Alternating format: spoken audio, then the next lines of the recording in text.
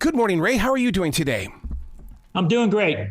Thank you. Dude, I live by the mantra, share your story or someone will write it for you. For all of these years, we have read everybody else's stories. We have watched it on ESPN and PRN. And now, for the first time, we get this book where I get to sit in my reading chair. And it's like you came over to my house and you're talking to me through this book. Thank you. That is a huge compliment. And I appreciate that because that was one of the biggest goals that I set out for that book. I wanted people to be able to sit there and read the book and hear me telling the story, like personally to them. So thank you for saying that. Well, it's like we already know what went on in history, racing history, but you give us that behind the scenes look and the experience. That's the part I love, is that experience of what you went through. When I wrote the book and decided to write it, I knew that I needed to really be honest about it because that was the whole thing. Because people perceive, you play this character, right? You're this guy that everyone thinks is so confident and so prepared, and deep down inside, you struggle with the same things that everyone else is, but you go forward, whether that comes from some encouragement from other people or example somebody's set from you or just a desire to do it. But there's days, I made some changes and did some things that I was just scared to death to do, but I knew I had to do them. And the only way that I was going to go forward was to take the responsibility to do it the best I could. Let me ask you this. When you say that you live on the edge like that, I mean, I had a doctor tell me that I am addicted to excitement. Do you find yourself being that way as well? You've got to live for that excitement? I think so. I don't know that that's a bad thing. I would tell you, doc, if your doctor says you're addicted to it or are you just experiencing it. I think that people that refuse to do that never really get to experience the full gift of life that we lead. And I think if you're continually challenging yourself, not that I really would. I always say, hey, jump out of an airplane and build a parachute on the way down. I don't think I would do that. But, I say, look, if it's not going to kill you or hurt you, then do it, because you'll figure it out. And until you experience that, to me, those are the things that give us that gift of life and build that confidence. Yeah. The name of the book is Trophies and Scars. So now I've got to ask you, T-Rex, was it a trophy or a scar? Because to us fans, I think it is a visionary at work. Yeah, the T-Rex, the legend gets bigger every year, old T-Rex. It's just so funny. That car's grown. It really was a great race car, no doubt about it. But I think that, it scared a lot of people. It was well within the rules. I tell the story in there about after the race, having to pick up the phone and call Mr. Hendrick. We had a little problem, but the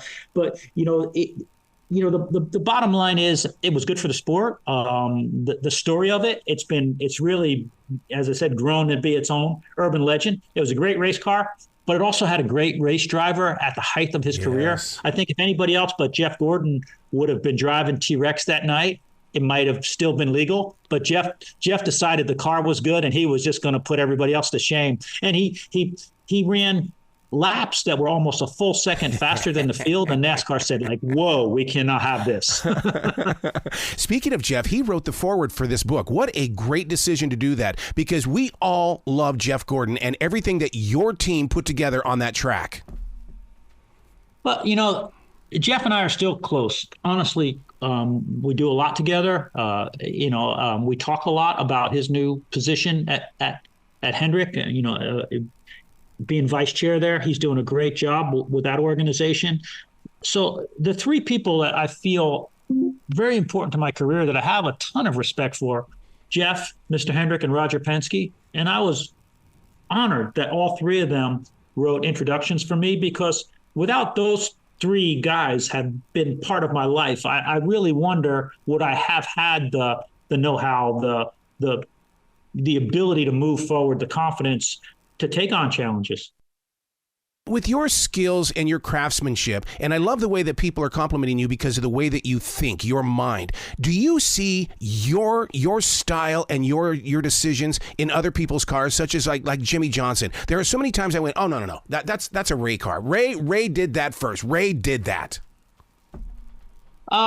Well, Chad Knaus was one of my Rainbow Warriors, right? Yeah. So a lot of the Rainbow Warriors are still at Hendrick or spent a lot of time at Hendrick. And I look back and think, okay, Chad took a lot of things that he learned from me and made them better and became a great leader himself. Oh. So I'm really happy, pleased when I look at my crew chief tree, if you will. You know, some of the guys who work for me and with me have gone on to very successful careers, you know, in other areas. And now the technology has changed. The tools specifically have changed so much on how we build these cars that I see some of our safety and some of our philosophy into going in a car, but wow, they've changed a good bit in the last 30 years. Wow. With racing evolving the way that it does, I can't imagine what a board meeting with you would be like when you get in there on a Monday and saying, okay, we got the next track. We've got to make some changes, because you had to know what that track was going to be about before the rest of us got the story. Yeah, and, you know, they still do, you know, like, again, you know, the teams do that. Now they have war rooms and the data. It's still about collecting the data, mm-hmm. right? Collecting the data and then, you know, processing it and using it to make a decision. And still, the leader has to make the decision because you got so much data now. But if you can find the right way to use the data that you're getting, you'll get to the solution quicker than your competition. And right now, that's the way to win these races. Yeah. What is it about the world of NASCAR where everybody is complimenting everybody, the sponsors, the team players? I wish more businesses would really study that right there when it comes to success.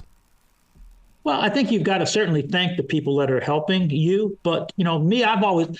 You know, I don't want the drivers complimenting each other. I want a little. I want the little. You know, Dale Earnhardt, Jeff Gordon rivalry was good for the sport. You know, the Allison Petty rivalry good for the sport. We need a little bit of rivalry now. Rivalry in a fair way, in a good way. You know, because Jeff and Rick or Jeff and Dale would they'd go fishing or do whatever together. But then, you know, they sold a lot of T-shirts and got a lot of viewers because of their rivalry on track. So, you know, there's some great young stars that we have out there right now with the Chase Elliott and Ryan Blaney's and Christopher Bell and Kyle Larson, William Byron, you know, like great guys. I mean, I want to see him.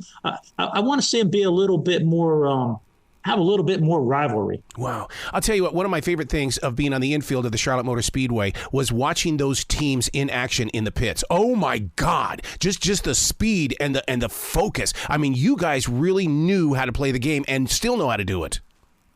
Yeah, well, back then when I first started, you know, there wasn't a lot of focus put on really athletic training and pit stops, things like that. The mechanics were the guys who pitted the car. And, you know, I thought to myself, geez, we're working 12, 14, 16 hours a day. These guys don't have any time to pit practice. You know, they're tired. How can we do that? And I went to Mr. Hendrick with an idea. And I needed extra budget, right? Because, you know, head count and whatever. And Rick believed in the idea that we had and allowed me to go out and hire some specific guys to pit the race car. And that was the beginning of what we see now. And, you know, now everybody does it. But again, those, you know, the Wood brothers really worked on the fast pit stop and Petty. So it wasn't like we reinvented the wheel. We just took a great idea and made it a little bit better by, you know, by looking at the pit crew guys as athletes. And it's no different than the Olympics, right? Every year people are running faster, jumping higher, doing those things. And it's all because of that human element. And that's where we're at with pit stops right now. When you've got the Rovo taking place here in Charlotte, as well as these man-made for the weekend dirt tracks, can you imagine being a part of that action? Or how do you even train for something like that when it changes? You know, gosh, you know, it again, that ability to adapt, to evolve, to think out ahead, to find a way to, you know, what's really tough as the sports evolve, you used to be able to figure out a way, find a way, dig down something, get an advantage. Now everybody's so good and can adapt to things so quickly, it's hard to find that advantage. Oh my God. Ray, you got to come back to this show anytime in the future. Either that or we need to meet over there at the Charlotte Motor Speedway and just have lunch up there and just look at that dang track. Hell yeah, call me. We're in and out of Charlotte a good bit now. We work with the folks from SMI a little bit there, have become good friends with Marcus Smith. Oh, yeah, absolutely. Well, you be brilliant today, okay, sir? Thank you. Thank you very much.